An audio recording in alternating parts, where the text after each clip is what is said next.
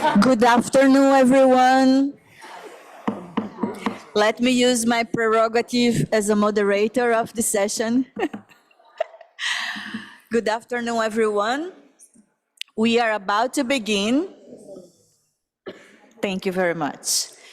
And we will begin with a short video presentation. My name is Alessandra Nilo. I'm Chairperson for C20, and I will be the moderator of the session this afternoon. Welcome, everyone.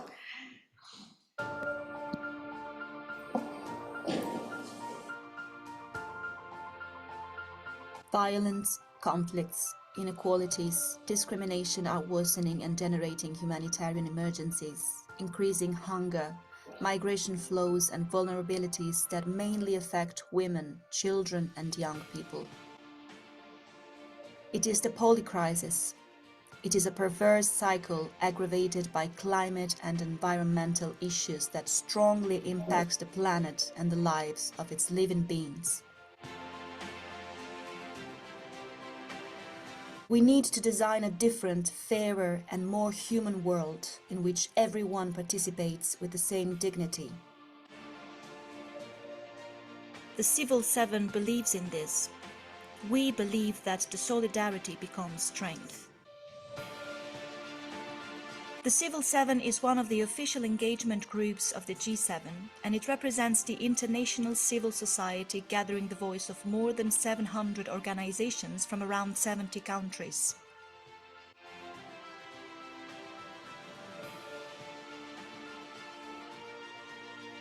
Food justice, human mobility, climate, energy transformation, environmental justice, global health, sustainable development, economic justice, peace, are our topics of discussion and interlocution with the political world.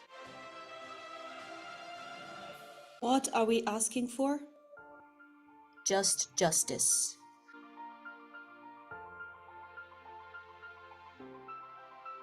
Just social, environmental, and economic justice.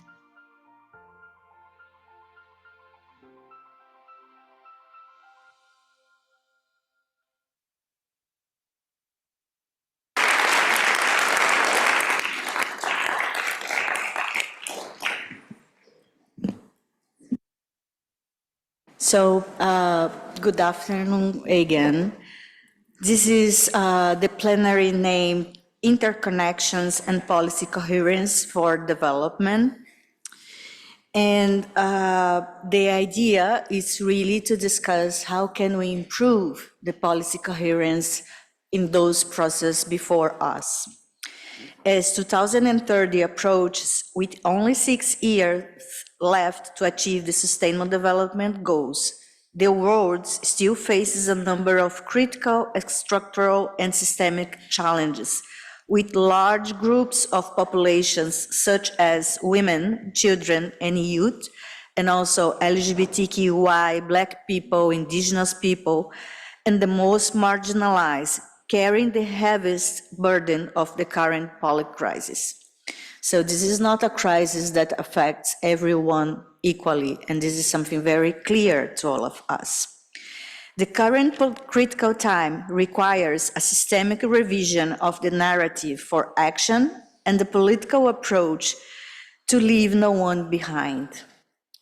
This session aims to articulate the strategic vision and political commitment to strengthen policy coherence for sustainable development as a critical approach to promote a global just transition capable of fighting inequalities, fostering climate and food justice, global health, and linking the future of the planet and all human beings.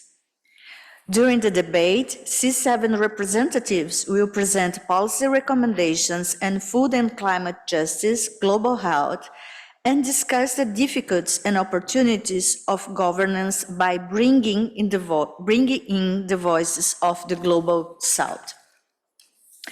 So with that, I'd like just to say that we'll have a first round of presentations, and then we would like to open the floor for some questions before going to the second round. So we have opportunity to to hear from the floor and also to take some questions from those who are watching us online at this moment. And then I'd like to welcome Fatuma Said, Deputy Director of FAO, and to address a multidimensional structural challenges on food policies and fight against hunger, malnutrition through resilience building, which is very important theme for us. At this moment, we are very happy to see that both the G7 and G20 are sharing the same concern in terms of food security.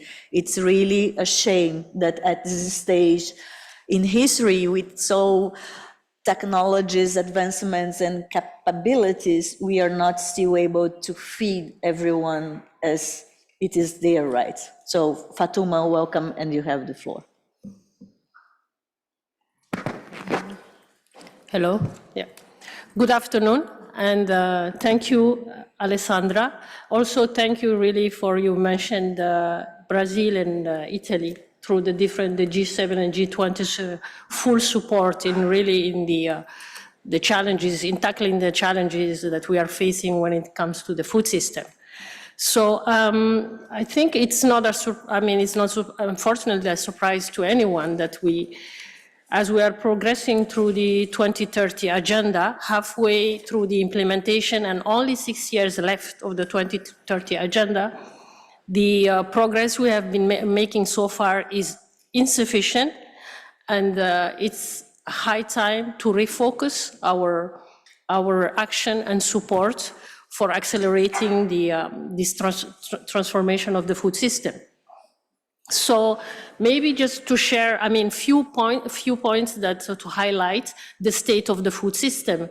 And as you've seen, since 2019, unfortunately, while we had previous decade declining number of people facing food insecurity, now since 2019, 120 million have been facing food insecurity, and the projection even is much more alarming when we think that by 2030 we will be having 630 million people facing chronic food insecurity.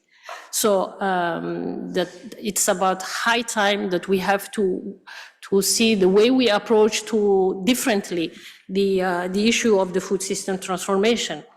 Again, and with these numbers, we also have 3.1 billion people that are unable to access nutritious food, unhealthy food, and this has a cost of about 10% of the global GDP, and mostly 70% of that is attributed to unhealthy diets, whether it's processed food, unbalanced food, causing all sorts of diseases and a high cost to the health system.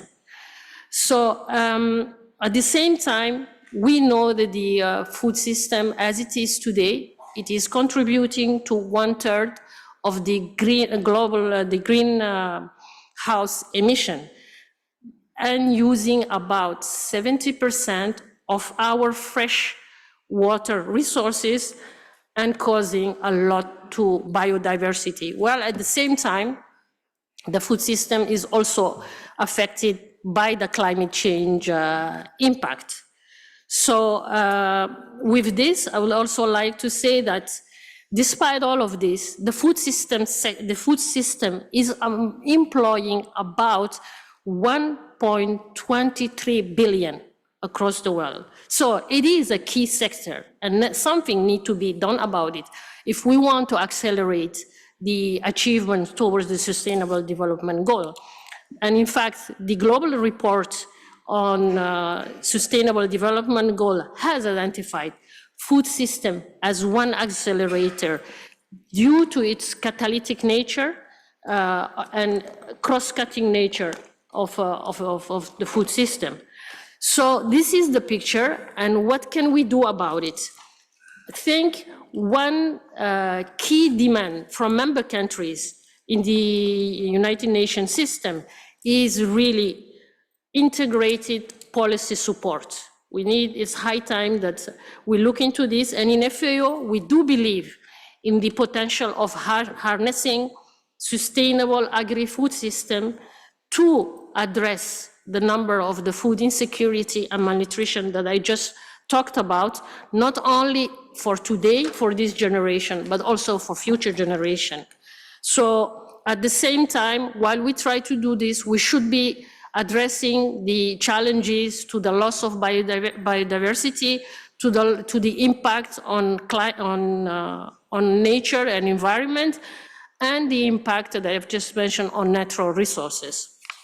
So for us, transforming agri-food system, the approach is something that we have to look across sectors with really having multiplier effect by looking at all the sectors and looking it in a holistic way in addressing also the agriculture related issues, but looking it from the consumption all the way to the, from the production all the way to the consumption, while looking at the supply chain, at the transport, at the transformation of processing. So one of the, one of the concepts in the food system approach is really to look at the spectrum of the value chain. Another thing is that we have to look, as I said, beyond the agriculture sector and really stressing more a collaboration encompassing social, economic, environmental, and health factors to create something that is more sustainable and resilient. Again, the agri-food system has a potential to generate 10 trillion in terms of economic benefit and across multiple sectors. FAO, we are working with member countries globally in terms of policies, in terms of advocacy, but also at the country level. We are working with member country at country level. Just an example, we have been involved in the contributing to the pathway of the food system.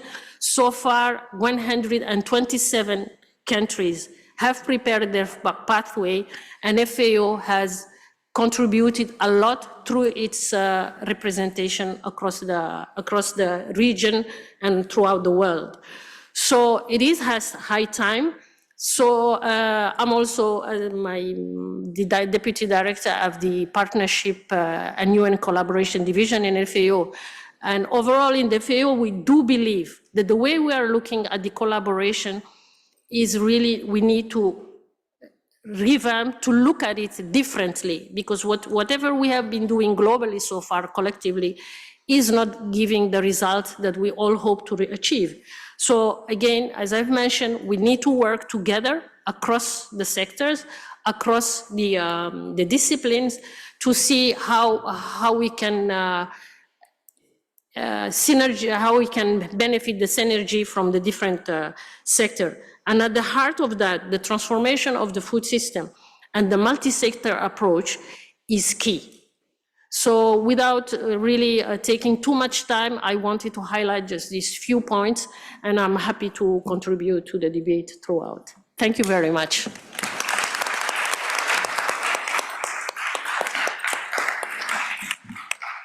We thank you, Fatuma, particularly because policy coherence is really about to bring the links between different areas. So you mentioned around food security, climate change, and health links, basically, but also addressing how it's important to get out from our boxes, to think differently, and to collaborate really in order to make the real transformation that we need. So this is also about the sense of urgency, and I think it was a perfect speech to introduce our second guest, who is Marina Ponti, UN SDG Action Campaign Coordinator. And Marina, we have been seeing how much the Agenda 2030 is about transformation.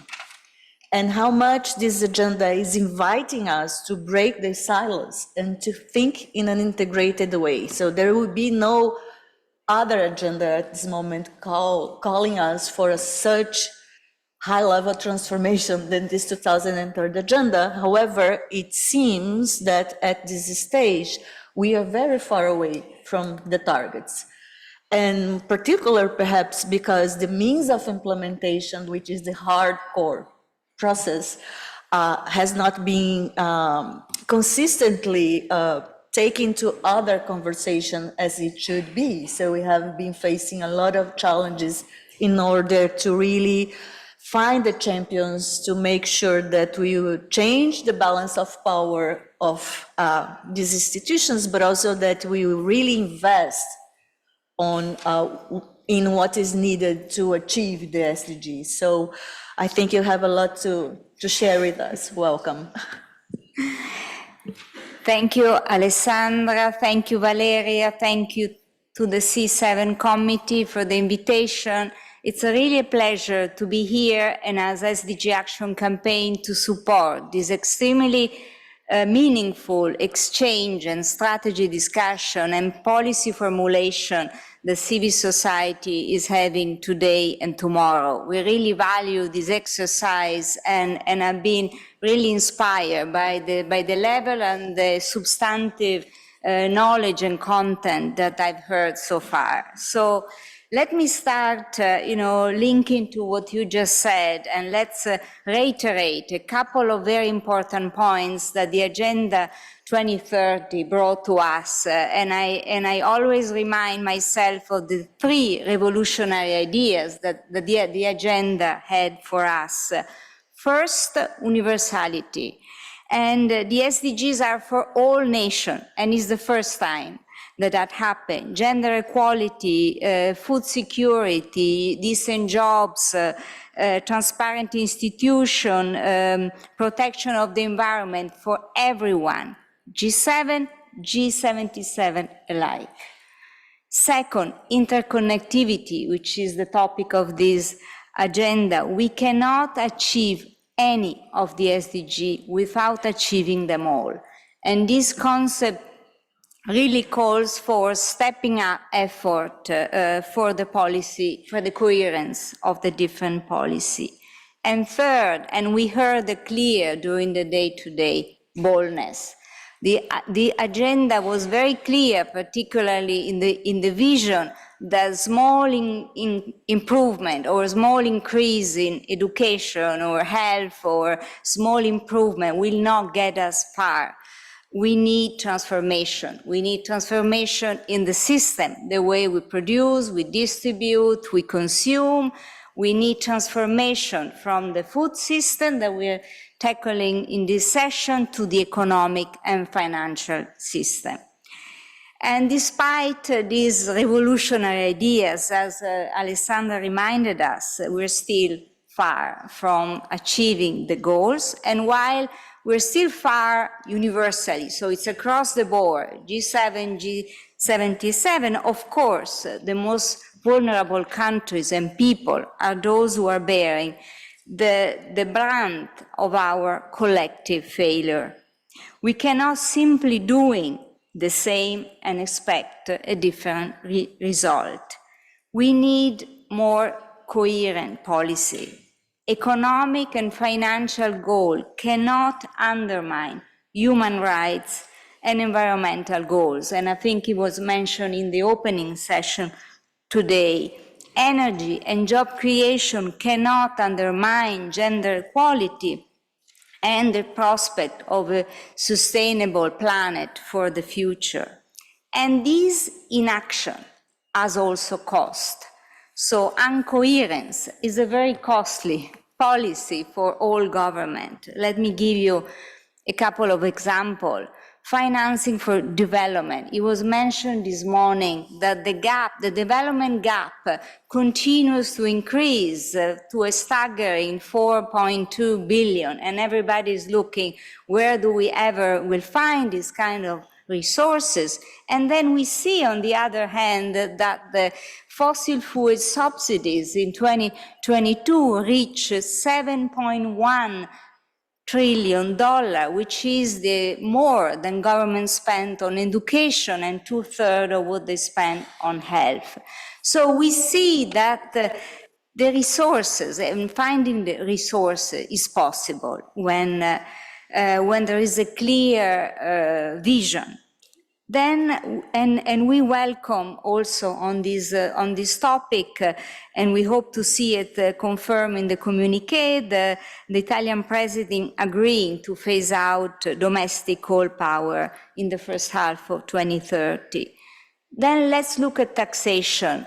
On one side, again, we witness, development gaps in the financing, and then we see every year 480 billion is lost for tax avoidance and evasion by multinational corporations and the super rich. And this is costing government a huge amount of resources that could be spent on education, on health, and on achieving the Sustainable Development Goals and human rights across the planet. We welcome what Ambassador Belloni shared today about the proposal of a global tax, perhaps push at the G7. But on taxation, I want to mention a very inspiring quote from the previous session: "Nothing about us without us." So we would like that global issue, taxation, financing, will be discussed in a more inclusive fora where all government can really seek their rights and their concern be heard. And then the last is about debt. Today, around 3.3 billion people, which is more or less 40% of the population, live in countries where their governments spend more on debt servicing than on, again, health and education. And we see, and let's also, we've been, and I see colleagues in the room where we campaigned for that, the Jubilee 2000 many decades ago, but this new debt crisis is also way more worrying than the previous one, because we see that for these developing countries, the cost of borrowing is way higher than the same cost bear by European or G7 country.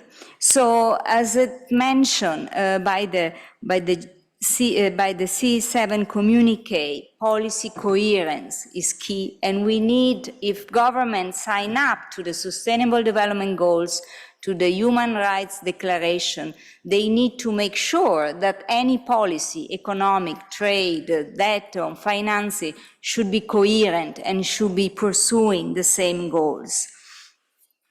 On all these issues, the Secretary General, to address some of these incoherence and to address the need to reform the international financial architecture, the Secretary General has called for a summit of the future in September. And one of the items on the agenda is to create a system that is fit for purpose, that is fit to ensure more representation, more stability to the system, and more fairness. As the Secretary General mentioned often, how can we imagine that a system designed by and for our grandparents 80 years ago can deliver sustainable future for our grandchildren? So the system needs reform. And the G7 could be a first step to push and to advance some of these statements that can be later be discussed and advanced in September and then in the G20. So as you see, I'm still an optimist at heart. And I will just stop here. I have a very special announcement, but I'll keep it for the second round. I really see the... That's me. Yes. You don't fair. Yes, but a little bit of suspense.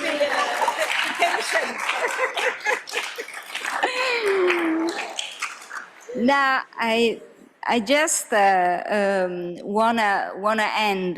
Despite the challenges, when I'm in a room like this, I feel a lot of hope and a lot of energy. And let me conclude the first round with a quote from Martin Luther King Jr., who said, "We must accept finite disappointment, but never lose infinitive hope." Thank you.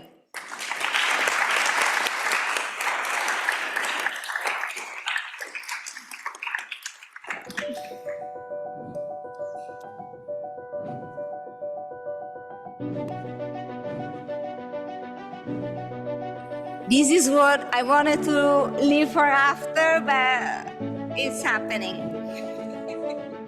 Well, let me just say, we decided to launch the SDG Action Awards, the edition 2024, today because we believe within these networks or your connection, there will probably be the next winners of this edition. So we can now show the video and...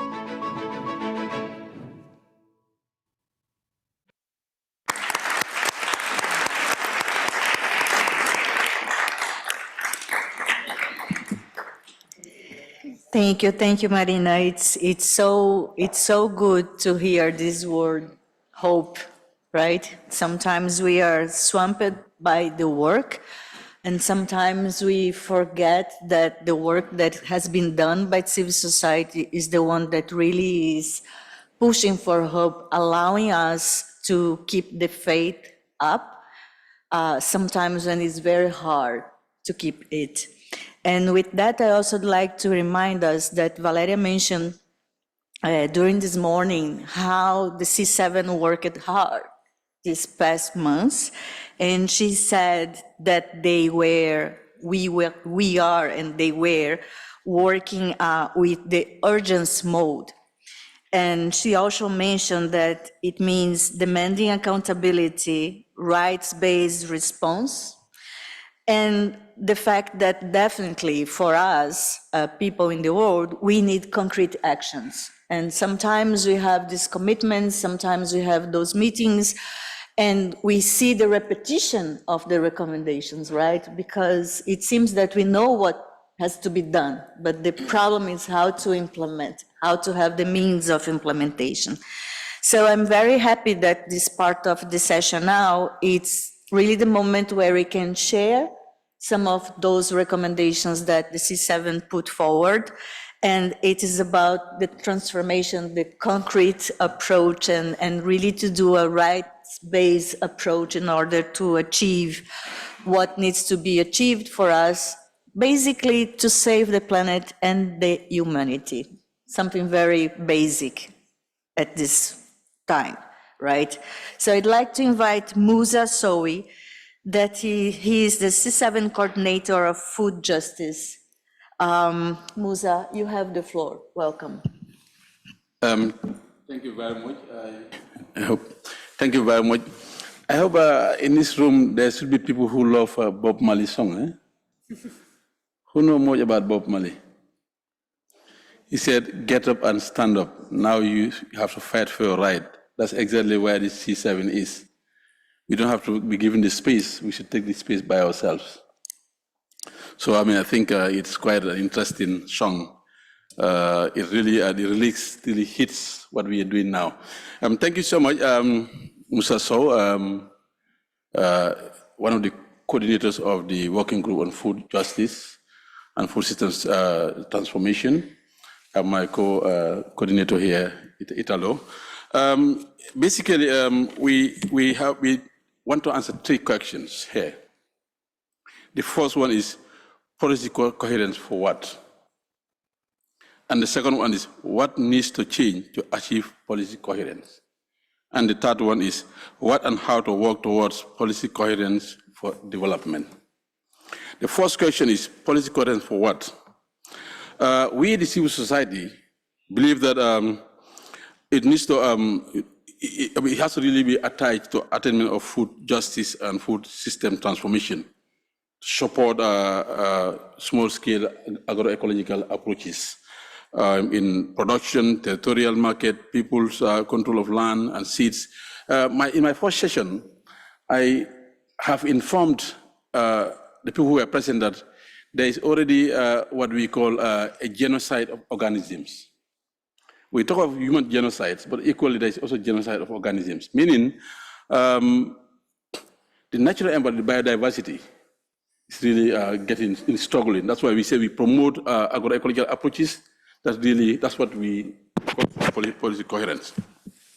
What needs to change to achieve the policy coherence? Number one, redirect the trade agreements. It should be a win-win agreement. It doesn't really have to look one side being bigger than the other. And market regulation and investments towards supporting food justice. On that point, ensure that the G7 country policies and practices do not harm the food security for partners countries, particularly in the areas of debt, climate, trade, fisheries, livestock, and corporate due diligence. Take the lead to canceling death, because particularly in Africa, Asia, and the Caribbean, this is one place we feel that we need to see how there is an alignment and also harmony among the policies to see how debt are cancelled. Support the binding treaties on business and human rights and verify that all investments, public and private, comply with environmental and human rights standards. We want to produce whilst the environment is protected. We want to produce what we locally accept as food. It's not what is really put on us. If you really if you want to see, the ordinary farmer happy, please give the ordinary farmer the food that he or she is cultured in. Then that's the food that's we prefer to see. Prevent the use of hunger as a weapon of war. Ban investments, promoting industrial agriculture and export-oriented supply chain that impedes people access to land, water, and seeds.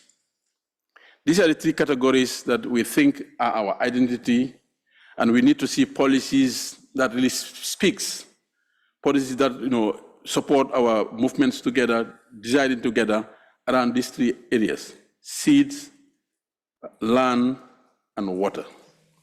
But what is currently happening in Africa, in the Caribbean and Pacific, there is what we call a coup d'etat of land. Small-scale producers have been pushed out of their land, and that's what they owned.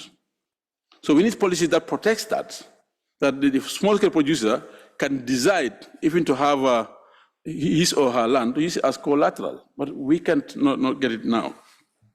Where and how to work towards policy coherence for development? 1, recognize and support the UN Committee on World Food Security as a leading international multi-sectoral intergovernmental policy platform for food security and nutrition. We all know about the CFS. Is the most inclusive, participatory, and use the gender lens to see that we are all equal and we can all decide and agree and disagree and plan together. I think there is need to really see how we protect that platform. Promote the participation of constituencies and the most affected by food insecurity in policy decision making at all levels. Someone said it here, whatever is done for me, without me, is not for me. You cannot assume that you have a very good knowledge. You cannot know me more than myself. So why do you think that we cannot have a space to share with all of us on such a platform? Here we speak, I'm a farmer, small-scale producer, but we believe that we also have ideas. Science is important, but where do we meet the local knowledge and science is crucial. Where do we create the synergy? Where do we harmonize? Where do we make alignment of our different ideas to impact the policy implementation? And again, financial regulations to avoid the access of speculation on food.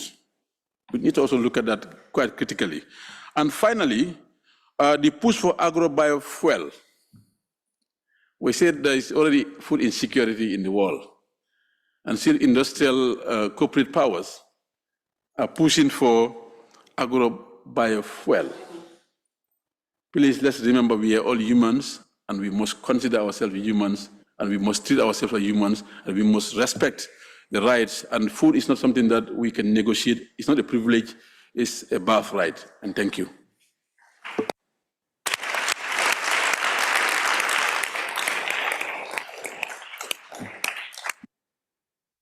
Thank you, Musa. Very clear message. And when we were talking about seeds, about land and water, I was thinking that, for instance, in most of our countries, in my country, for instance, Brazil, land is already privatized, right?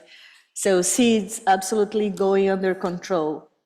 And I think that for all of us, water will be the ultimate war that we will face. And this is very concerning, and particular because when you see that our systems are completely dominated by the corporations and the private sector interests over the rights of people, so we need to do definitely much better, and it will require not political will. Let's stop talking about political will. Let's not use this phrase, never ever again. Let's start talking about political responsibilities of our governments to address that. So with that, I'd like to invite Annabella Rosenberg from CAM to address the audience about the climate transition. Annabella, you have the floor. Thank you so much, Alessandra. And yes, I mean, really interesting introductory presentations from all the panelists. So here, like adding the climate seed, but I was thinking about the framing that C7 colleagues have thought for this session about coherence. And Musa, you were just referring to the question I was asking myself, is coherence for what? Yeah. Because actually we could argue that the system right now is quite coherent with status quo. I mean, like basically it's fairly coherent. So the issue is we want coherence but with ambition. I mean, if we all want well-being within planetary boundaries for all, let's say, like big picture, like everyone living in dignity within planetary boundaries, then we can see the challenges of that lack of coherence. So do we have the right goals for that ambition and for which we would need coherence? Do we have the right tools to make them happen? Do we use the right framing for those actions? And those are like the three key things that I wanted to share with you. Do we have the right goals? We have elements of goals, but we cannot really say that they are driving policy right now. Like we just adopted at the COP, governments just recognized the importance of transitioning away from fossil fuels to stay within 1.5 as a horizon, doing that with equity and putting equity at heart, but for the moment it's just words. Renewable energy deployment, we know we need 100% renewable energy, not only electricity, across the board, everywhere, and for G7 countries, 100% renewable energy powered electricity systems by nothing, 10 years. Not even close. Lots of dangerous distractions, as we call them in the Climate Action Network, the carbon capture and storage, a lot of techno fixes here and there, offsets that we know are not delivering real emission reduction. So, do we have a goal on just transition? I mean, we spend most of our time saying, well, we need just transition. I happen to work on just transition for the past 20 years, 15 years in the labor movement, 7 years now with the NGOs. It's quite funny when we bring justice, suddenly it becomes qualitative. There's no more target for justice. Like, do we have a 100%, I mean, a net zero employment impact? No, it should be a zero employment impact. Do we have an objective of inequalities? Like no loss of income for poor households? What is our justice horizon when we're talking about climate policy? On that one, we have no goal. And when we're bringing the international dimension, if we're talking about a just transition for everyone, then what are we doing? What does it mean in terms of the balance of power, North and South, and the ability of developing countries to actually diversify their economies? The answer we got is the just energy transition partnerships. So investment initiatives that are only covering bits and pieces of what private investors want to cover in the electricity market in emerging economies. And that's basically it. So we don't necessarily have all the goals. That's the summary for my first element. Do we have the right tools? Well, as I just mentioned, the Just Energy Transition Partnerships, the JETPs, because they are an interesting example, but they are not the only ones. And I think in the climate space, we are more and more aware that unless we go out of that bubble of our climate finance conversation, we are not really going to crack what is today preventing addressing the root causes of climate change. And I'm talking here about the international financial architecture that we are going to be discussing in the following panel. But just to say to colleagues that are working on economic justice and the financial system transformation, that we will meet with you in the trenches, because without fiscal space for developing countries, there's no economic diversification. We just have more debt, more extractivism. And I think it's when we're hearing, like from this morning in the panel, about the Mattei plan, we can see that it's still a development plan that is carved to respond to the interests of the developed world. This is just going to bring my country and many others into more extractivism. And I'm not going to say that governments might not want that still, but I guess from a civil society perspective, we really need to keep pushing for the alternatives. So that financial delivery is not happening at the COP, and in the climate conversation, it has also an important conversation, and it's here in the paper from the C7, but it's this whole conversation about a new climate finance goal. We are discussing it, it's the so-called NCQG. That climate finance goal, for the first time, needs to recognize needs, not a political agreement that was carved in Copenhagen, like at the back of a bar with 100 billion proposed by McKinsey. We need a needs-based number for climate finance, and that need to encapsulate, of course, adaptation needs, the loss and damage, mitigation and the whole energy transition, but also, as I said, that justice dimension of the transition that otherwise gets through the cracks. Who's going to fund social protection systems for people in developing countries that have no access to unemployment benefits? Who's going to support local towns that lose all economic activity because, fossil fuels or other majors are leaving the space? They need support. And for that, we need public funding and grants. I know has become a little bit of a thing in the G7 space. We don't talk about grants anymore. Everything is about blended finance and all sort of instruments. We need to go back to public commitments and grants, because without those, we don't build the trust to move the multilateral system forward. I will end with the framing. And I think the C7 is quite wise when we put justice at the center. Because if we are talking about ambition, and if we are talking about coherence, we need to put justice as the compass for that ambition. Without that, we will end up again turning in circles where people are just turned against each other. I mean, as I said, I'm coming from the labor movement, and very often we were, visited by corporates and governments and saying, but see the Greens, they're here. And what they want is you to lose your jobs. And then the Greens are saying, but no, you have to ask for more ambition, and see the unions, here they are again. In the end, what we need is to change the balance of power, and we need to be able, yes, to have a seat at the table, but with people behind, with people with us, supporting us and supporting our demands. You were referring to the very inspiring panel we had, and thank you again for the organizers for the panel we had on conflict right before. It was an amazing panel. And you were referring to that sentence of nothing about us without us. In unions, they have a little bit of a twist to this. And they say, if you are not at the table, you are on the menu. And I think this is a bit how we feel about some of these processes. It's not only that we want our voices to be heard. We want to be at the table because otherwise we know we are going to be the ones paying the price for the extremely irresponsible decisions that are being made by our leaders or our elected officials, I would say. That's it, thank you.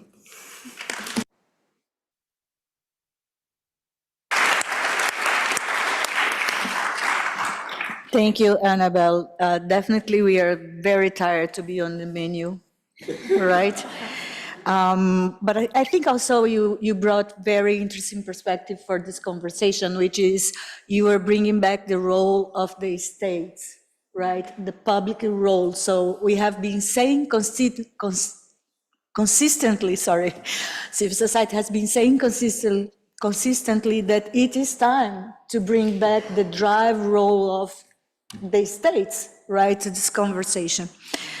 Also, I think you brought another important issue, which is about finance and finance for climate change or for responding the climate urgency, because we have been participating in many G20 process, of course, and what we have seen is that civil society and governments, they are all aligned to say we need more funds. We need more funds. And then the question is more funds for what, right? So at this point, they are using this arena to bring more funds for false solutions, as you mentioned, the blinded finance mechanisms. But also nobody is talking, and this is something that the groups in Brazil and the groups working in economy in Brazil are very much concerned, and we have one of the co-facilitators here, Claudio Fernandes. We have been insisting that we need to discuss the externality negatives, the negative externalities of this finance, right? Because it's not about having more fun, but it's about investing better, making sure that the money, the finance that you have, small, medium, or big money that you have, are put in the right place to do the right things. So linking to the question of policy coherence for what? So more investments for what? And nobody wants to move forward with the regulatory framework, right? So how it's not about completely just saying that, oh, let's switch completely, let's move from this, from that. But now we could do a lot for regulate, the negative impact. We could do a lot of bring more accountability for these players. Private partner, public partnerships at this moment are completely lacking transparency, completely lacking, accountability, and so far and so far. So thank you for bringing that also to the floor. And now it's my immense pleasure to give the floor to Lynette Mabot, AD, from Sub-Saharan African Program on Access to Medicines and Diagnosis. I'm so happy to have you here, Lynette. We have been working together for years, a decade. Years. That's why my son says I'm 200 years old. I will not mention decades, I will not say. My son says I'm 200 years old, so yeah, it's been very long. So welcome. And she is a very passionate advocate. And I think it's an inspiration for the new generations, definitely. So you have the floor. Welcome. Can I ask some people to do some things? Those of you that can't stand, if you can't, you don't have to. Can we just stand up, all, please? Sorry, this is why you have the activists, right? To annoy you when you want to finish.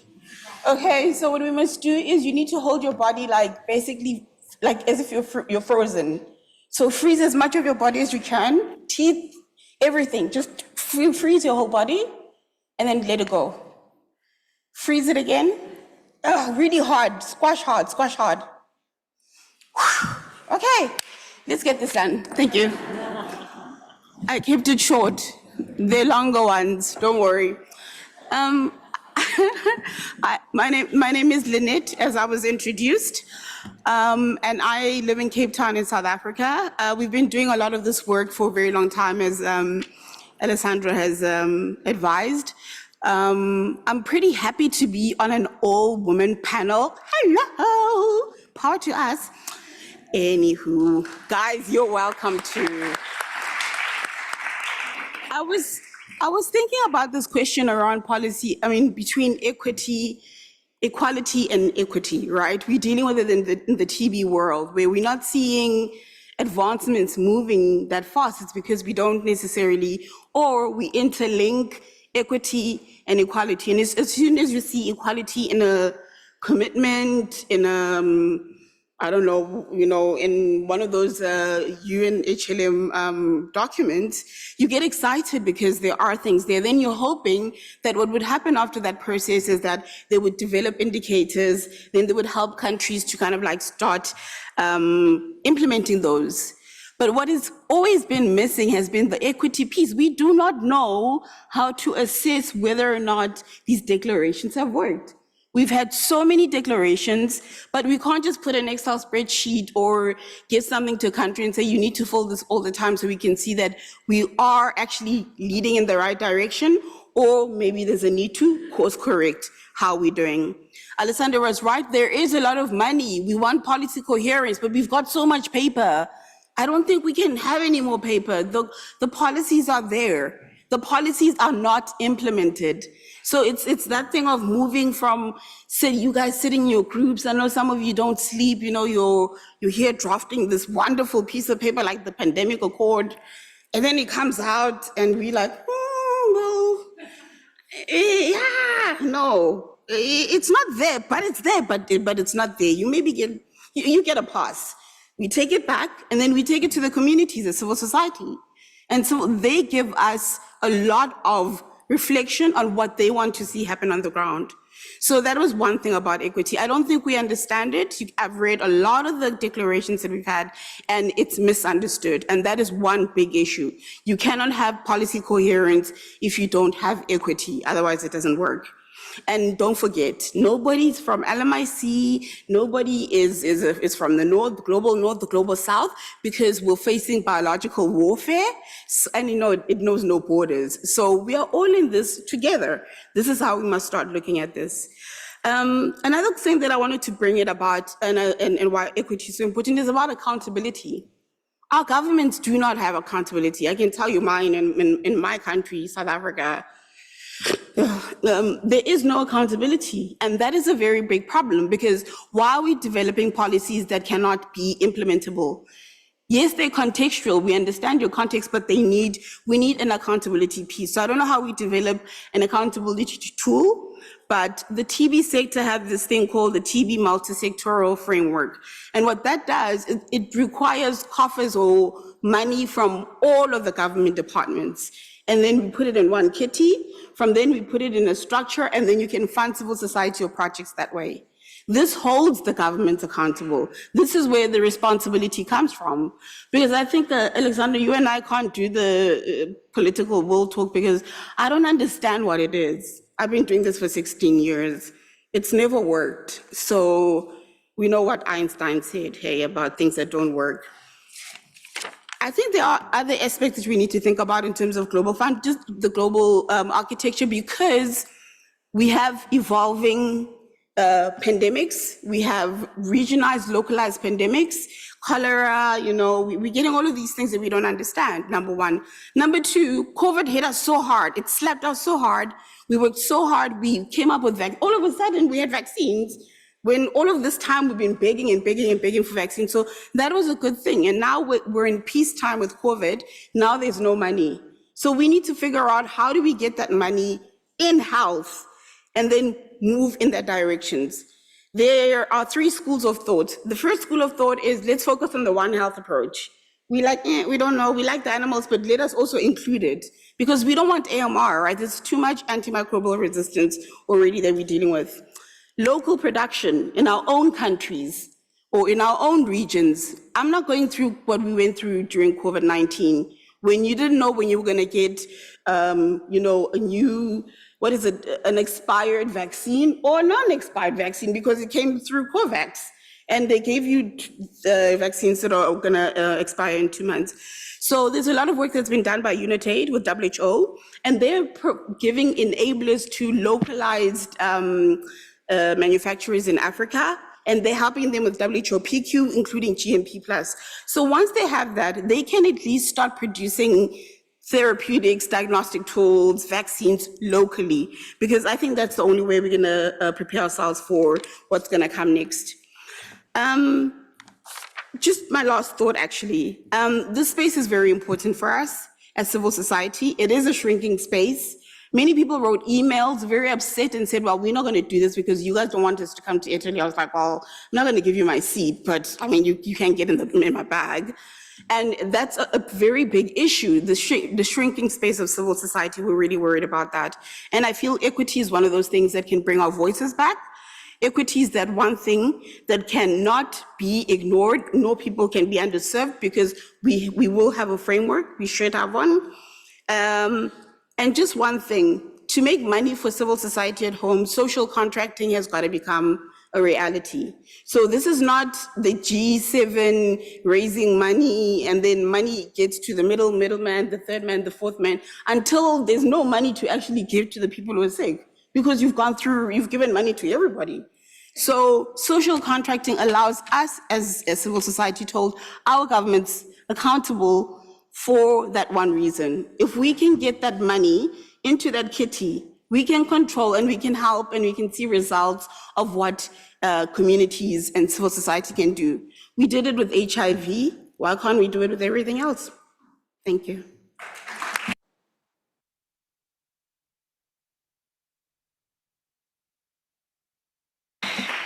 Thank you, Lynette. I think that basically what you're saying is that equity is one of our goals, but at the same time is one of the indicators that we need to see if we achieve just societies, right? So this is where we are. But also I think you were bringing another very important perspective to this conversation and to this plenary this afternoon, which is the centrality of the communities, right? The importance of putting the communities at the center. And at the same time, that we need to be aware that those challenges before us, they will not be solved because someday, one day, someone very nice will wake up and make the right decisions. It will require a lot of pressure from communities that most of the times are in their territories without knowing that those international global commitments are being cut.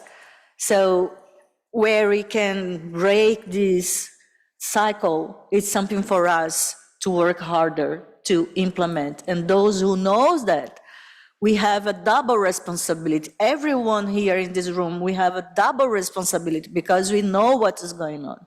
So the issue is how can we use this information to strengthen, to bring the voice of communities to the center of this conversation, including in the G7 meetings and summits. And that's why process as those organized by C7 or C20 are so important, because we have from the strongest networks in the entire interplanetary galaxy, if you want, for those, and I'm serious with that, align with those that are coming from very small groups in the territories, working the day by day to save lives in the territories. This combination is very rich, is very powerful. You can make better use of that. So thank you very much.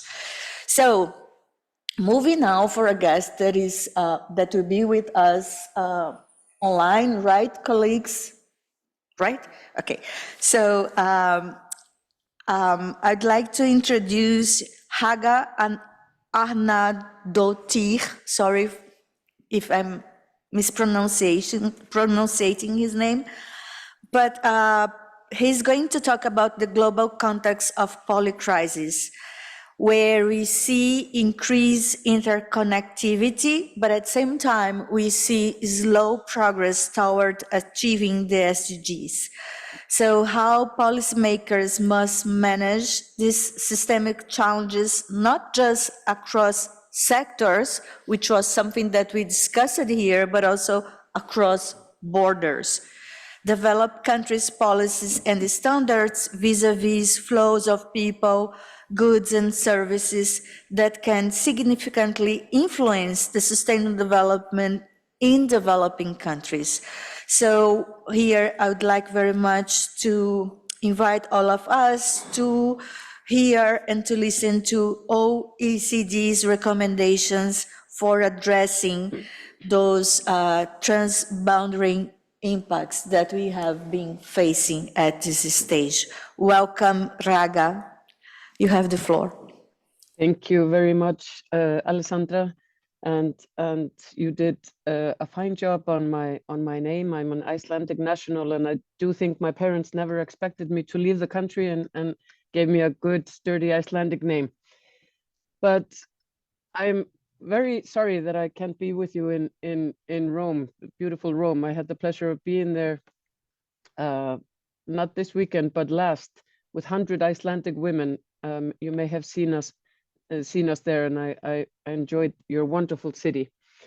But when I'm listening to all of you here today, the world's multi-sectoral interconnectivity, the need to have all of the SDGs together, that brings our contribution very much together and into the light, because one country's policies, no matter how well intended they are, they can have unexpected and sometimes negative consequences beyond its borders.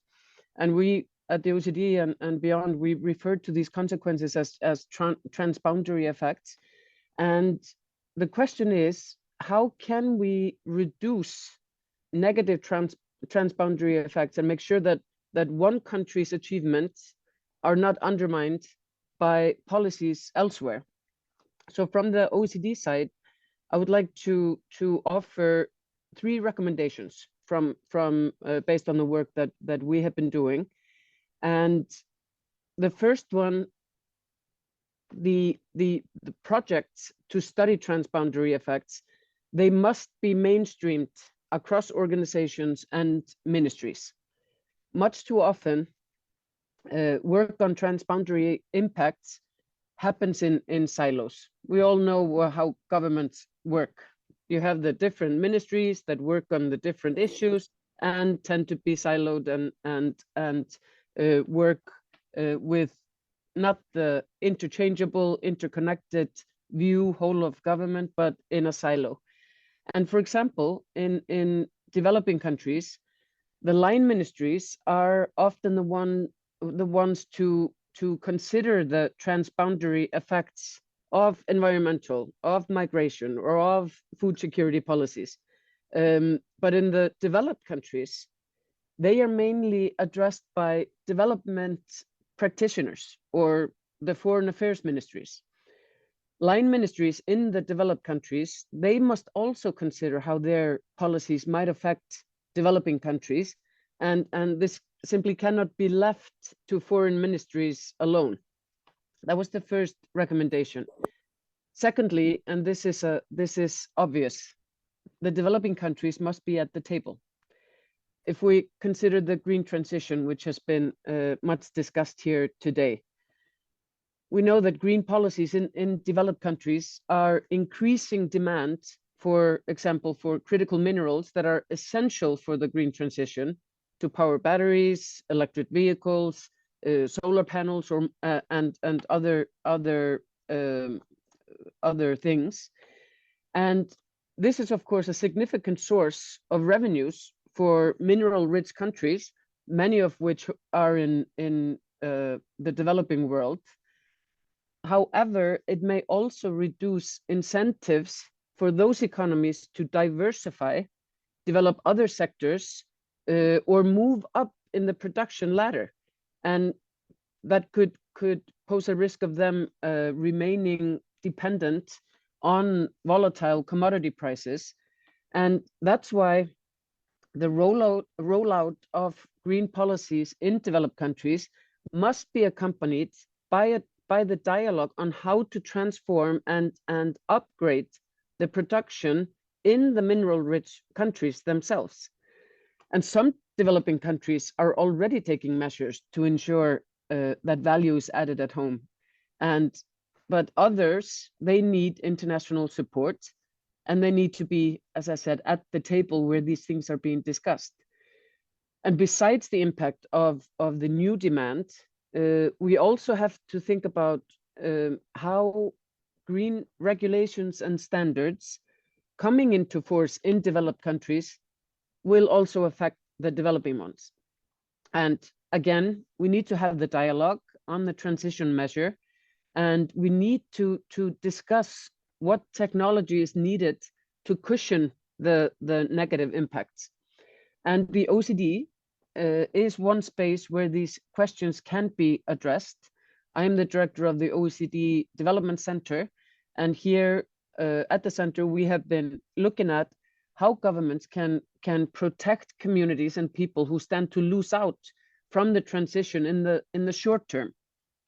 For instance, we have an initiative called EFFECT, which helps extractive-based countries manage the low carbon transition, and where we bring together extractive-based countries from the developed and the developing world to have that conversation and create a policy toolkit in order to facilitate the sustainable transition from fossil fuels.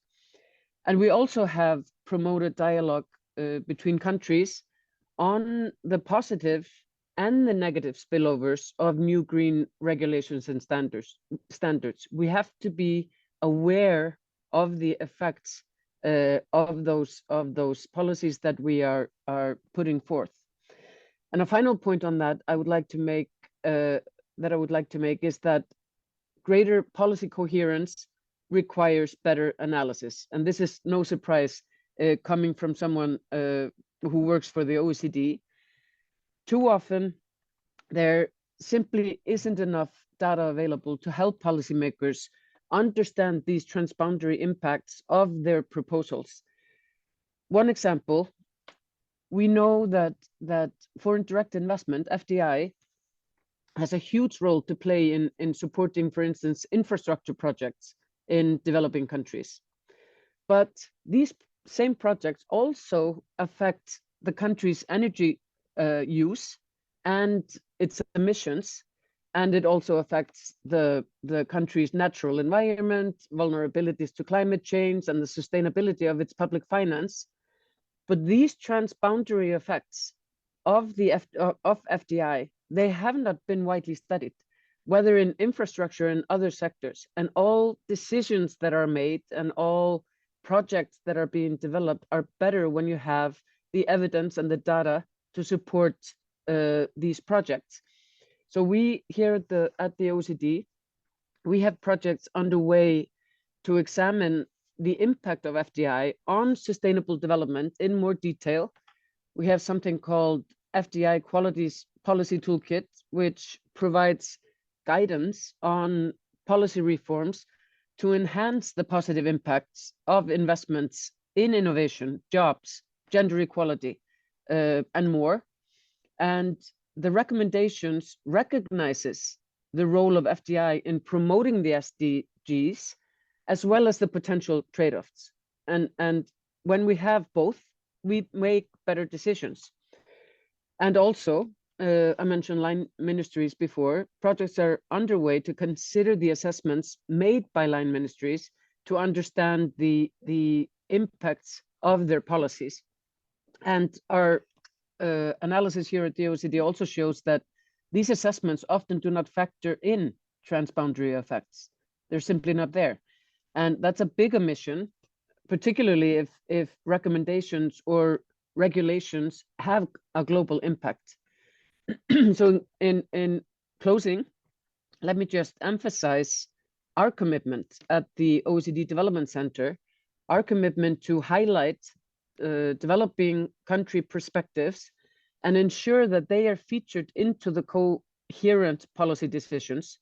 And also in 2019, a OECD Council recommendation put forth the issue of transboundary impacts, and that recommendation calls on countries to commit to promoting policy coherence for sustainable development, to address policy interactions across sectors and align the actions with their governments, and to assess and mitigate transboundary impacts. And more recently, just earlier this month, the OECD Ministerial Council meeting, in that members called for an analysis of the potential spillover of our own standards and recommendations on non-members, especially in developing countries. So this is certainly not the end of our discussion about policy coherence. It is very, very lively here and up and coming at the OECD. And of course, as we have seen from the dynamic discussion here today, civil society has an important role to play in advancing this agenda. And I can speak for the Center and the OECD that we look forward to further conversation and ongoing collaboration with you. Thank you.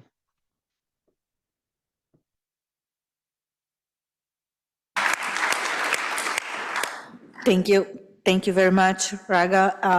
Thank you for reminding us the role of the OECD countries when making decisions that affect other countries. Also, I think it's important to think more about this situation that we face around having some countries only capable to produce primary goods, right? And this is a conversation. How is the responsibility of improving and going further in the conversations around technology transfer from the rich countries to the other countries? And also, your speech also remind me about the need of really putting forward more commercial and trade rules that are fair for the both sides involved in the process. And the third point that it also touched my attention is I was thinking, and this is a conversation also going on in the G20, about the role of the multilateral banks, for instance, in finance specific types of projects that are not aligned with the SDGs or not aligned with this commitment. So the equation do not close, never. So we are always trying to close this equation, but without touching upon these structural issues, we are not going to move so far. And this is a very important reflection for us when moving towards our last but not least guest, Laura Aguilare. Sorry, I'll try again. Laura Aguilare. Aguilare, okay, in Italy. Laura, so you saw that there are several proposals, recommendations, suggestions, challenges, but also possibilities before us. And within the G7 presidents, how do you think that the policy coherence approach can be granulated by the development track and the Ministry of Foreign Affairs and International Cooperation? Laura is the Deputy Director of General for Development Cooperation within this ministry. Welcome, you have the floor. Thank you, Alessandra, and thank you. Good afternoon, everybody. Thank you for your kind invitation. I think that the interventions before me highlighted very clearly our delay in reaching the Sustainable Development Goals is endangering not just the future, but our present, the present of the planet and its inhabitants. For this reason, we appreciate and welcome the concept that the C7 communique expresses so clearly. Successfully tackling the current global challenges requires greater policy coherence, both between the national and international dimensions, as well as among different sectors. The key principles of transversality and interdependency within and among the SDGs are fully set in the 2030 Agenda. To achieve a sustainable development that leaves no one behind, we need to act in all dimensions of development, at all levels, national, international, and local. This will require us to rethink how to produce policies and move to frameworks that consider not just the here and now, but also the there and then. I might talk later about our engagement, our commitment to coherence and integrated policy making at national level. Now I would like to focus about our action and at the international level. And I would like to quote the President of the Republic, His Excellency Sergio Mattarella, in his intervention at the General Assembly on May the 7th. The global challenges we are facing call for the international community's collective and orderly response. In this context, the UN is the universal, inclusive, and legitimate institution platform for addressing such challenges. So these words well express why Italy is engaged in finding solutions for a more coherent and effective action of the UN system. In fact, we have supported and we continue to support the reform of the UN system centered on the resident coordinator. In addition to working on governance structures, we work with our international partners in specific sectors to respond to both needs and challenges. We do so with a nexus approach, pay attention to how different phenomena interact with each other and aiming to promote synergies while minimizing trade-offs. Specific nexus we work on are the humanitarian development piece, the migration development, climate food, and climate health ones. Additionally, we take particular care to include all relevant actors, be they public actors, for-profit organizations, civil society organizations, or international organizations, and foster collaboration. This is especially true for the development track of our current G7 presidency, which is articulated in quality infrastructure investments, food security, and gender equality and women empowerment, with a special focus attention to Africa. To do this, we are partnering with the African Union, engaging with several international organizations, such as OECD, UNDP, FAO, and the World Bank, and global initiatives such as 2X Global. I would like to focus now on two of the main topics of the development track, food security and global health. As Ambassador Elisabetta Belloni said this morning, we are working on the adoption by the G7 leaders of the Apulia Food Systems Initiative. Food security is a priority for the Italian government, as highlighted during the UN Food System Summit +2, which was held here at the FAO in July 2023. Sustainable food systems transformation is also at the core of our development cooperation strategy. We believe that acting in this field means acting at the roots of instability and underdevelopment. Therefore, in the spirit of the Mattei Plan for Africa, contrasting hunger and building resilient food systems is the direction we need to work on. For this reason, food security is the big priority of the development agenda of the Italian G7 presidency. The Apulia Food Systems initiative that we are discussing with our G7 colleagues would have two main pillars. First, we will build on the results of the COP28 and address the food security climate change nexus. At this stage of the negotiation, we envisage several initiatives, namely the technical cooperation collaborative to assist the integration of food systems and climate plans in low-income countries. The vision for adapted crops and soils for the restoration of healthy soils and the development and climate resilience of indigenous crops in Africa.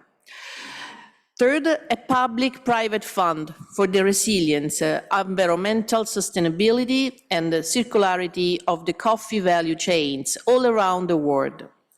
The second pillar of the initiative is innovative financial solutions for food systems. In this field, we are working on the possibility to include in the initiative a collective G7 approach to improve the fiscal space of low-income countries through debt swaps for food security, liberating debt resources for financing food security and food systems projects with a focus on Africa. Other action would be a coalition of the G7 public development banks to de-risk public and private investment in the food economy. Third, financing for shock-driven food crisis facility to provide rapid response financing in anticipation of a severe food crisis, also involving private capital, global insurance markets. This is something we are working with the FAO, in fact. Global health is the other key priority in which we have consistently demonstrated strong leadership. Italy finance, contributes and invests to strengthening global health by supporting the Global Fund Against HIV, tuberculosis and malaria, the Gavi, the Global Alliance for Vaccine Initiative, and the CEPI, the Coalition for Epidemic Preparedness Innovations. We pay great attention to cross-fertilization with other critical topics, particularly climate change and nutrition. We appreciate the increasing consideration that the climate health nexus is receiving on the global arena, of which the COP28 Climate and Health Declaration is a strong signal.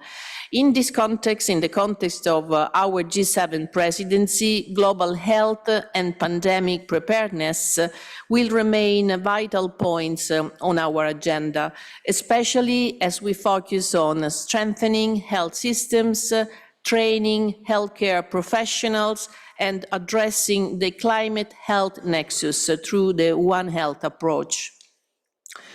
Moreover, I would like to recall important actions that are being taken out of the development track. Under the G7 Climate, Energy and Environment Ministers meeting, steps have been taken to launch a work stream on policy coherence for sustainable development in the context of SDGs localization. The ministerial declaration seeks a collaboration among the relevant G7 platforms, in particular development and urban. This is a concrete call for coherence among the G7 tracks that we hope can be picked up also from the other G7 members. It not only reflects a specific Italian attention to policy coherence for sustainable development, but also to the role of territories and cities. It is important to recall that the G20 platform for local intermediary cities, launched in 2021 under the Italian presidency of G20, which investigates the specific needs of local authorities in different parts of the world to progress in all sectors in terms of sustainable development and well-being. I am mentioning this because it ties right into SDG 17 and the need to build the capacity of public administration within our partner countries.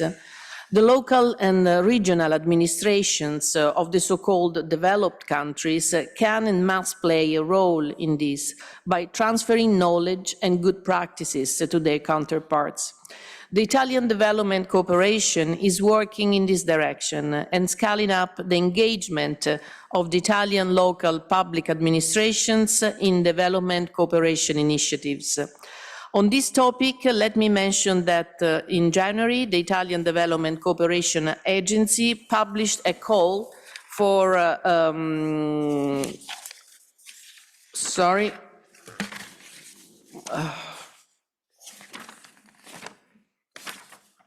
I got lost.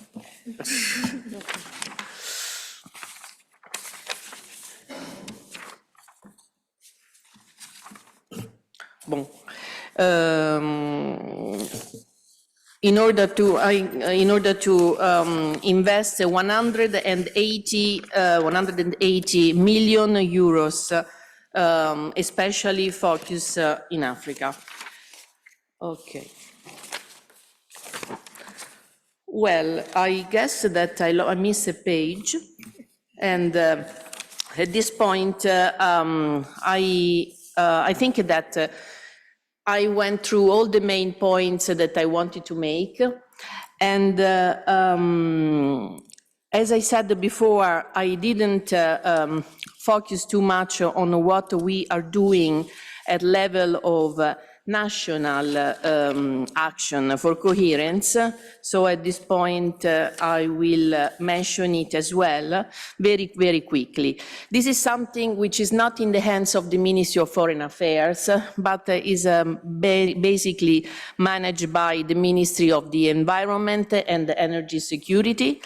We have, last year, we approved the National Action Plan for Policy Coherence for Sustainable Development.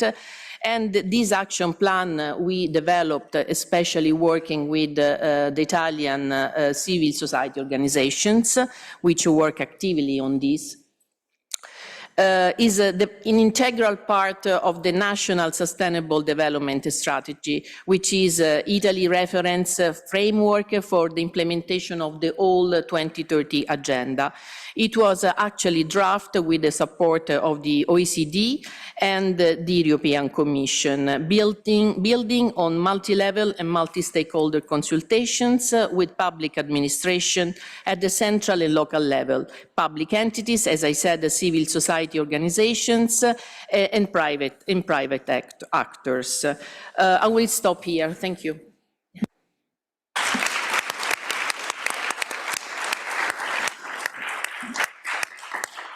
Thank you very much, and particularly for inviting us to rethink how we do produce the policies. Also, you brought a lot of concrete recommendations that we are putting forward in the G20 process.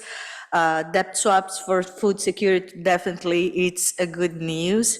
I think also as a feminist, I need to make a comment because you mentioned gender equality, and at this point, feminists around the world, we are very concerned because sexual reproductive health and rights is not longer considered part of the development agenda. We have been struggling to keep that language, and it is very important to highlight that. Also super important what you mentioned about the Global Fund for AIDS, tuberculosis, and malaria, because while we create new mechanisms, we cannot put the water out together with the baby, right? So we need to continue investing in what is working.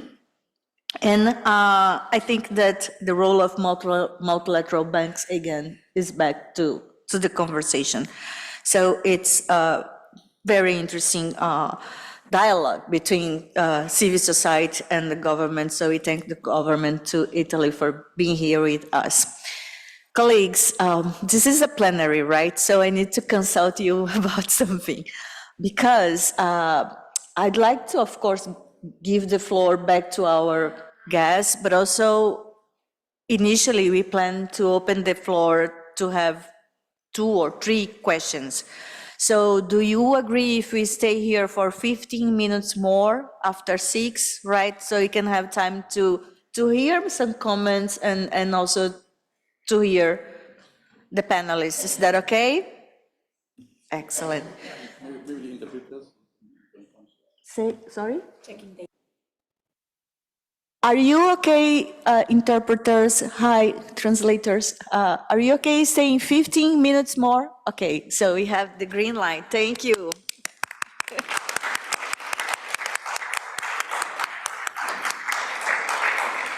Thank you very much. So let's open the floor for 3 interventions, no longer than 2 minutes each.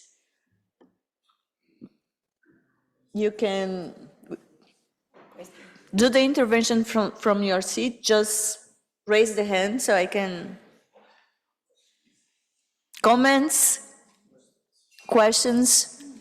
Questions will be better, taking the opportunity of our guests. Tired?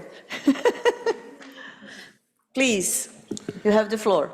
Hello, Say your name, organization, and country, please. Hello, everyone. Thank you for the presentation. I am Bamba Lassine, coming from Ivory Coast, Côte d'Ivoire, and I'm working for AFC, which is an international Italian NGO aiming at supporting human dignity in many countries worldwide. My question is, how do you think that should be the part of the private sector? I mean, private sector as a very important founding agent within this world cooperation issues.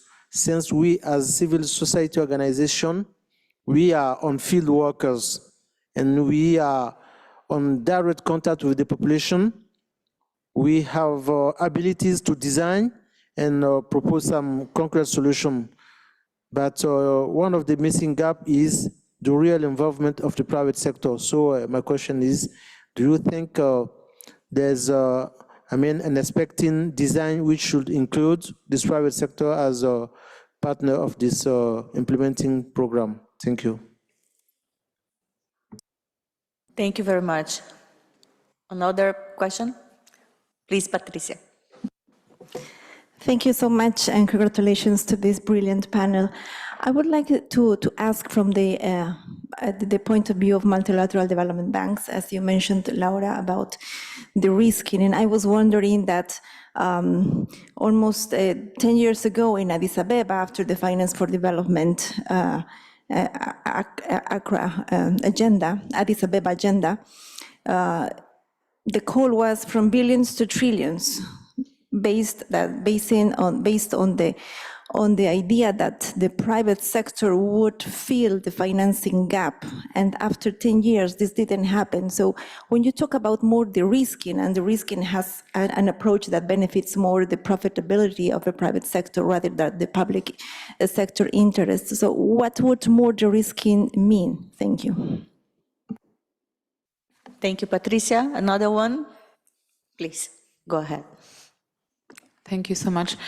My question is to two of the panelists. One of it is on your comment around global health and increasingly operating in a very constrained environment where some of the advancements like sexual reproductive health and rights, investment in HIV is declining, but also commitment to sharing that as a global development cooperation critical elements is also really, we're seeing less focus on that.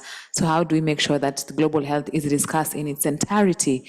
And also when you talk about coherence, we know that we have G7 and we have other global processes like the Summit of the Future, where we don't have a mention of health at this time in the zero draft. And how do we make sure the coherence is also at the global level?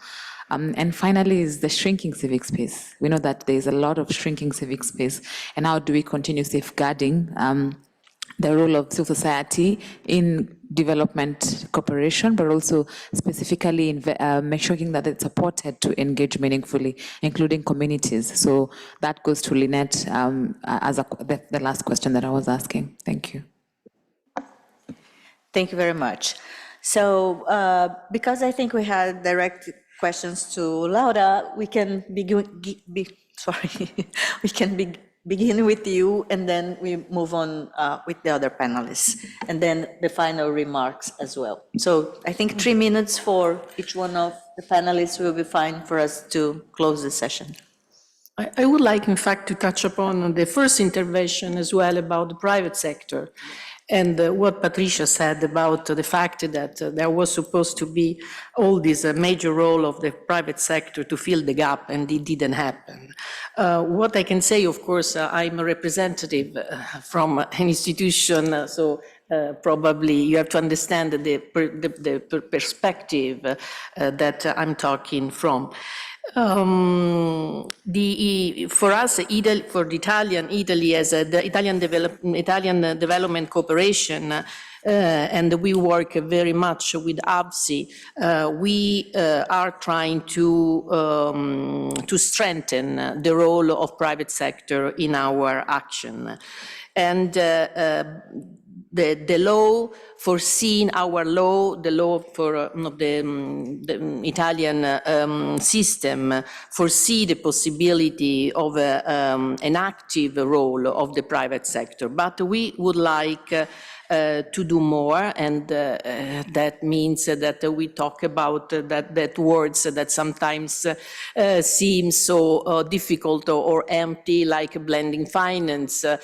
But of course, we have to work on this path.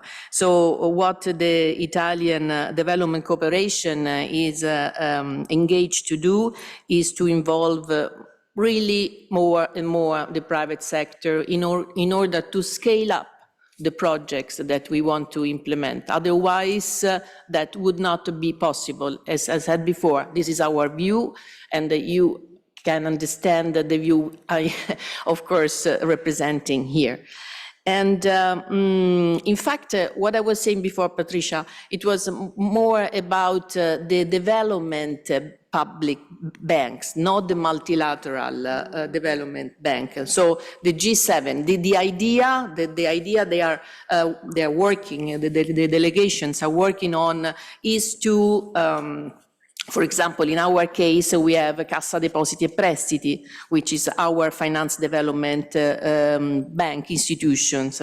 So the idea, and I cannot enter, of course, into details because it's something that they are discussing, is that all the G7 public development banks can take a similar initiative to facilitate, let's say, investments, public and private investments, especially in the food economy, that, as I said, is our first priority in the development track. Thank you. Thank you very much, Laura, and thank you for keeping the time. And now I'd like to invite Raga to her final comments. Thank you very much. I will be quick. Can you hear me? I assume you can hear me. Yes, we can hear well. Please go ahead. First, before I get to the concluding remarks, I just wanted to mention regarding the private sector, the question regarding the private sector. At the Development Center, we have 54 member countries, 29 of which are not members of the OECD, including 11 African members. And we have a lot of work going on between the OECD and the Africa Union Commission. And every time that we meet with an African leader or with our colleagues at the Africa Union Commission, the question of how can we get more investments into Africa. One of the sentence that we hear a lot is we need more data. We need to make sure that we find ways to de-risk or to find better data on the risk perception that is on investments into Africa, because the perception is that opportunities are undervalued and the risks are overvalued. So we are just establishing, in partnership with the Africa Union Commission, the Africa Virtual Investment Platform, which will be a tool to gather data from the local countries in order to examine whether this sentence is correct. Is the risk overvalued? If we can find ways to gather better data and get more security for the investors, I am sure that this will have a tremendously positive effect on getting the private sector in. So that was just one very quick comment that I wanted to make. We've been talking, and I talked a lot about the transboundary effects. But what I want to just conclude with is that we also need to talk about how development goals are also interconnected and can have transboundary effects as well. If we look at the digital transition with increased automation, with increased technology, we can have the loss of jobs. Technologies can replace human labor, and then you can lead to job loss. And that can also increase inequalities. If low-income countries don't have the infrastructure or skilled workforce in their country, that can lead them to fall further behind compared to other countries. So this is something that policymakers really need to examine. We have to examine the many transitions together, not as a separate issue, but as a whole. And which has been talked about a lot here today, to put the social transition in the heart of these considerations. And we have a term here at the center, the triple transition, and it's a narrative of sustainable development that considers the relationship between the environmental, digital, and social transitions together, and recognizes that the social agenda is a distinct agenda of its own, with the potential to affect the green and the digital ones. So it has to be taken into the equation. We have evidence. We see that UNECLAC did a study on Latin America and the Caribbean and found that from 1980 to 2014, that societies that are more unequal are less productive. So we need to take all of these things into consideration. Problems are multidimensional. The solutions need to be multidimensional, as well. I could speak more, but I'm conscious of time, so thank you very much. Thank you very much for your contributions, Raga. And now I will switch and I will begin from the beginning, because then we can finish with the voices of community at the end. So Fatuma, please, your comments, and also in relation to the questions and final comments. Thank you. Maybe just to reiterate one point since we are discussing the policy coherence and policy integration. So really, the way FAO is going is really emphasizing on and offering the service on policy coherence and addressing the fragmentation through the different sector, be it health, education, gender, because at the end of the day, all these are affecting the food system. So FAO this is a paramount action and really objective that we are trying to offer to our member countries and to the system as a whole. Not addressing across the sector all those fragmented action that are impacting at the end on the food system. No, thank you very much. Thank you. And now, Marina.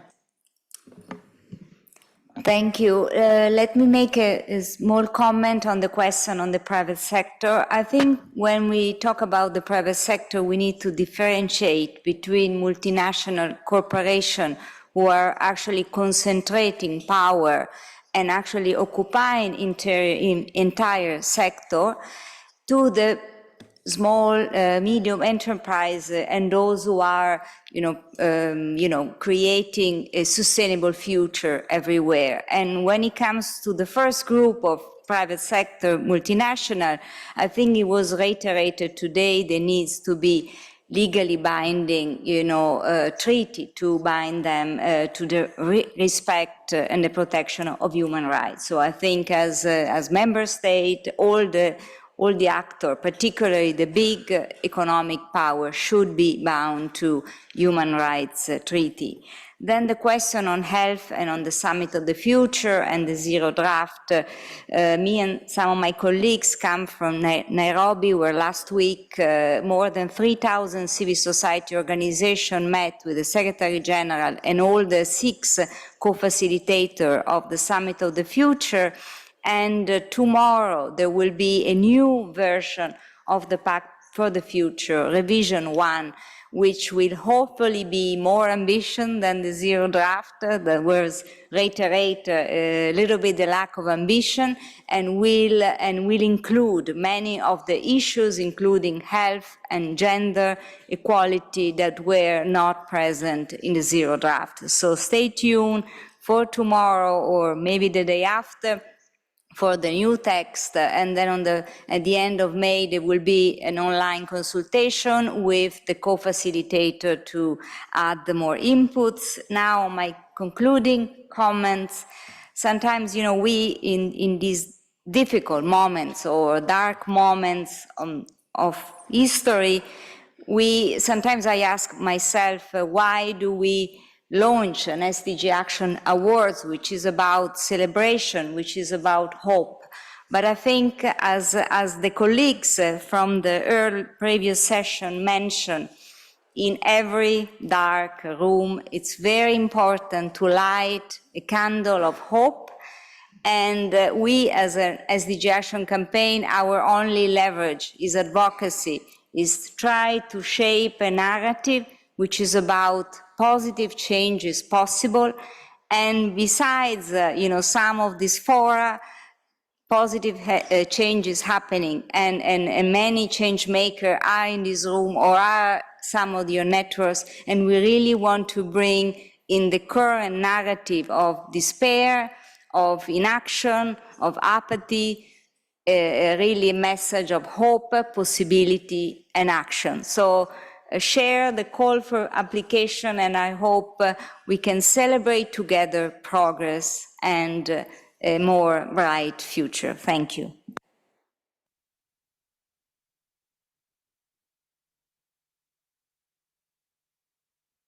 Thank you very much, Marina. Musa, you have the floor. Thank you very much. My call, maybe for the working group, is the ban on industrial agriculture and corporate food system, and investment, focused on food justice, and then the G7 and the G20 should lead the cancellation of death to allow fiscal space for developing countries to invest more into the food system transformation. And finally, this is for the C7. Again, we get back to Bob Marley. He said, "You will never know how strong you are until being is your only choice." So I think that's where we are now. Let's push together, and thank you.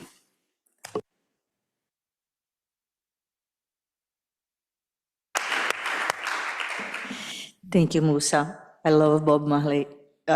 Annabelle, who doesn't love Bob Marley? Yeah, we love Bob Marley. We need that music, I guess, in our background. We need some music. That's my only comment to the C7 organizers. One point and then a closing thought. A point about the risking. I think it's, I mean, of course, a lot of the conversation in the climate space and climate finance space is about the risking investments.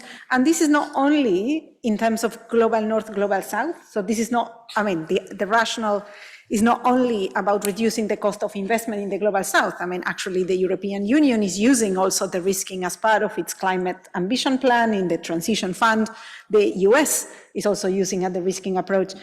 But we have more and more evidence that the risking and that use of public money to reduce the cost of investment is actually not really leading to the surge on investment that we need. There are, I mean, researchers, Daniela Gabor, I really invite you all to read her. I mean, is pointing out to the fact that disciplining private capital, so more structured approach, more traditional industrial policy, could take us faster, farther in terms of climate and investment outcomes, but I think this applies to a series of public policies. So I think there is also an invitation to reconsider that use of public money, I mean, for the private sector. I guess because we are also seeing that countries that are going for a different approach are moving faster. Even the US using the risking for climate by using industrial policy for semiconductors. China using very traditional industrial policy instruments and going much farther.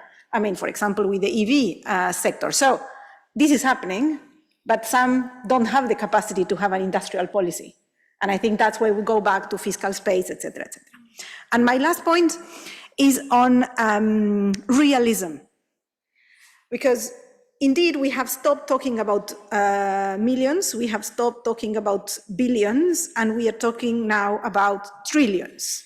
And we are being told that we are crazy as civil society to put trillions when even the billions have not been delivered. But I think our role here, I mean, as civil society, as voices or like representatives from many communities, is also to paint the right horizon of what is needed.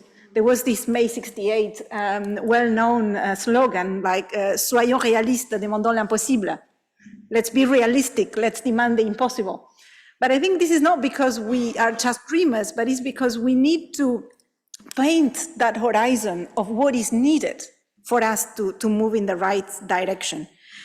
There was amazing, there is a writer, I mean, science fiction writer that said that the left hand of darkness is light.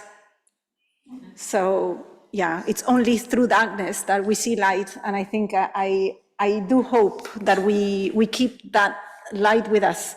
Darkness surrounds us very often, but I think our role is to be stubbornly optimistic, I would say just by condition. Thank you.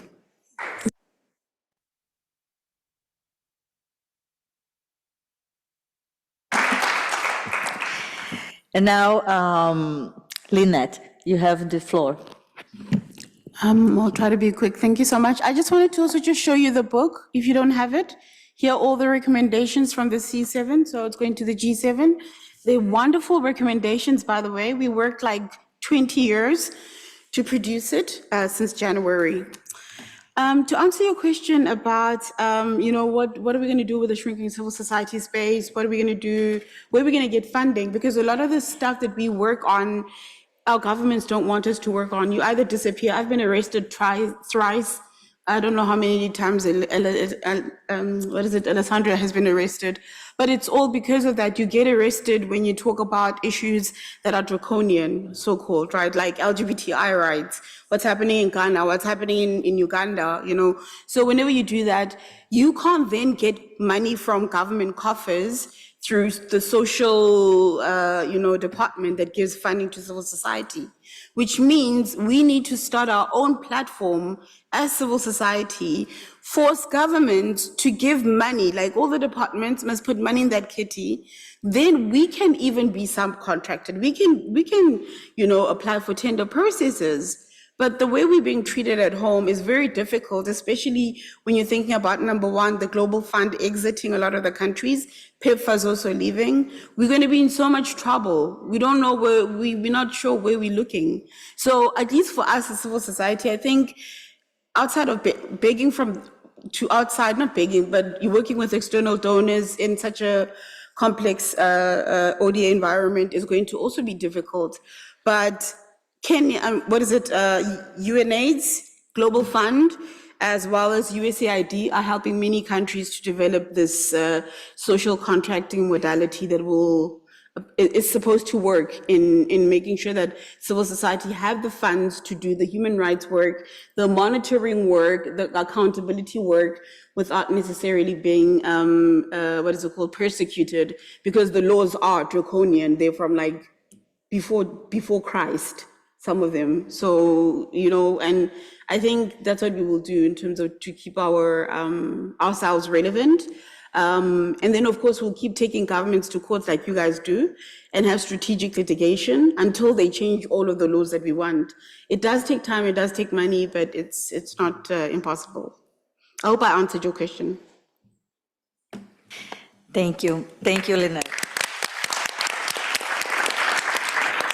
So, thank you very much to all of you here with us until now, and thank you to all panelists. It was an amazing session. I'm not trying to summarize the session, just to say that the C20 slogan last year was, in India, was, "We are the light." Remember that? So it's very timely. And I hope we can continue being strong enough, not only to resist, but to continue this transformation that we need. And I think we should end with Bob Marley.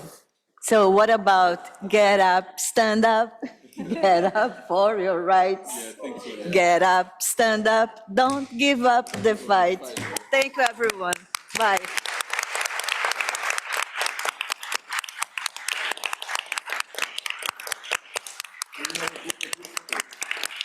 Yes, let's take a photo.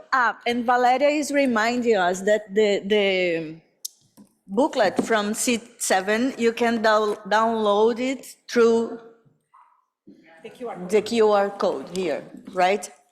Thank you.